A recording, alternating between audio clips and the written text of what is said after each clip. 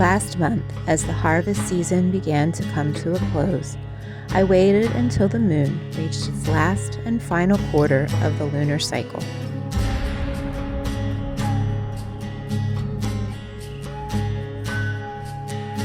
It was prime time to gather in the fall cabbages that have been growing steadily ever since they were planted out around midsummer.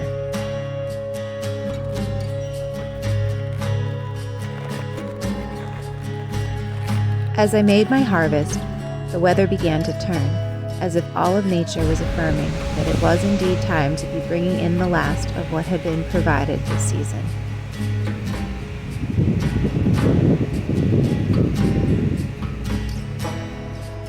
Cabbage is really an amazing vegetable, and some form of it can be found in cuisine all over the world.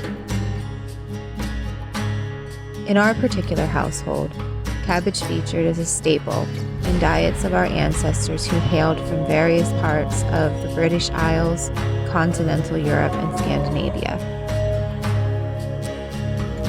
One of our favorite ways to enjoy it is the Pennsylvania Dutch delight, sauerkraut.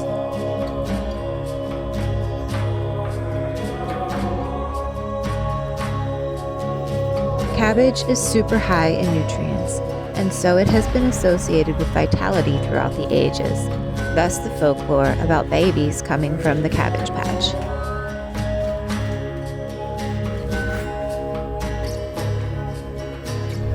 To prep for the kraut, I remove the outer leaves of the heads and reserve them. I then core the heads and cut them into thin slices and finally fine strips.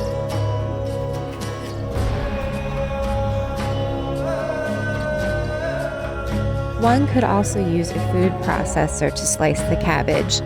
This would sort of mimic the traditional way of prepping the kraut, which was on a wooden slaw board. This was basically a plank fitted with metal blades, kind of a primitive mandolin slicer.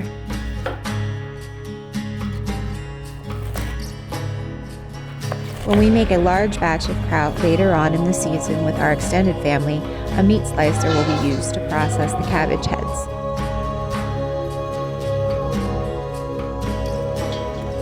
The shredded cabbage goes into a large mixing bowl so that it can be mixed with salt.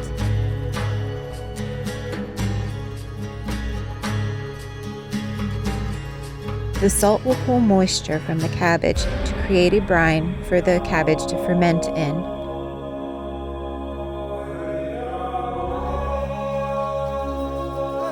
This liquid creates the right conditions for the fermentation process and also keeps bad bacteria or mold out of the final product.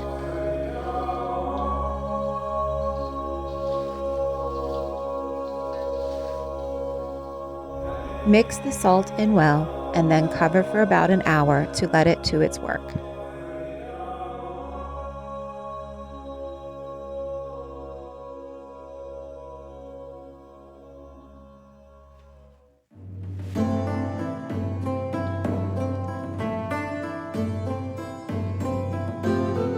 Now the cabbage and the liquid go into a fermentation crock or a large jar. Make sure that your container is very clean.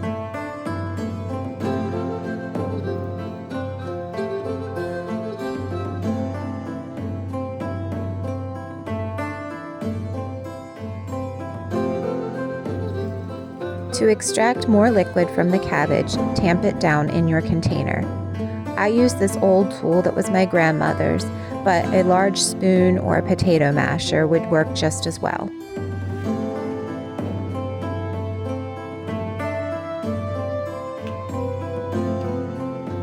Now cover your mixture with the reserved outer cabbage leaves.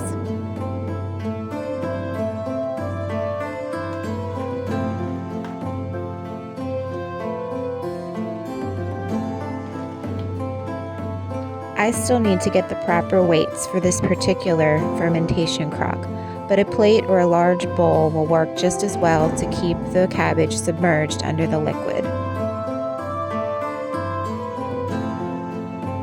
Cover with a lid or a thick towel to keep light from shining into the container.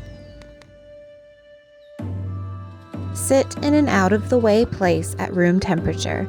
and check every few days to make sure that the cabbage is still submerged under the liquid. Bubbles in the liquid indicate that fermentation is happening. Now, when we made our large batch of kraut with our family, we had about a gallon of cabbage left over that I added into this crock. It probably wasn't ideal, but it worked out just fine. If your container ends up really full, it's a good idea to put a towel or a bowl or something underneath it to catch any liquid that bubbles over. When the bubbles in the liquid decrease, it means that the fermentation is completing. These 2 gallons took about 4 weeks to process.